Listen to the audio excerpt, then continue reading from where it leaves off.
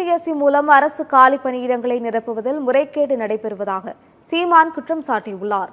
பெரம்பலூரில் நடைபெற்ற பொதுக்கூட்டத்திற்கு முன்னதாக செய்தியாளர்களை சந்தித்த அவர், விஜயை தான் விமர்சிப்பதற்கு முன்பே விஜய் தன்னை விமர்சிக்க தொடங்கிவிட்டதாக தெரிவித்தார்.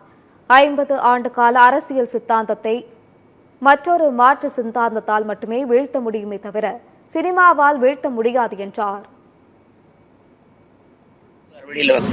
இந்த வேலையும் முறையா தகுதி உள்ளவருக்கு கிடைக்கிறது. அதுல ஏகப்பட்ட முறைகேடுகள், கேள்விகள் எல்லாம் இதெல்லாம் ஒரு கேள்வியா? இந்த கேள்வித்தாளை, இந்த கேள்வியை உருவாக்கிய குழு அவங்களெல்லாம் தூக்கி இப்ப தண்டிக்காம என்ன பண்றது சொல்லுங்க? அந்த மாதிரி எப்படிப்பட்ட அறிவாளிகள்? அப்ப இருக்கிற கொஞ்ச நெஞ்ச வாய்ப்பு, ஆயிரக்கணக்கான வாய்ப்பு, ஆனா காத்திருக்கிறோர் அதுக்காக பல லட்சக்கணக்கான இளைஞர்களா இருக்கு. இப்ப இப்படிப்பட்ட சூழல்ல இந்த முறைகேடுகள் தவிர்க்கப்படணும். விஜயை எதிர்க்கிறது இல்ல, தம்பிதான் என்னை எதிர்த்து பேசினாரு மேடையில. நான் கேள்விதான் கேட்கிறேன்.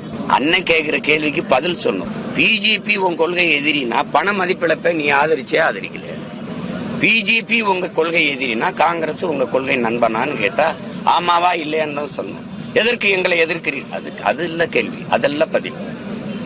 பிஜேபி கொள்கை எதிரி, திமுக அரசியல் எதிரி. கொள்கைக்கு அரசியலுக்கு என்ன வேறுபாடுன்னு கேட்டா விளக்கம் சொல்ல தெரியும், இல்லைன்னா பேசக்கூடாது.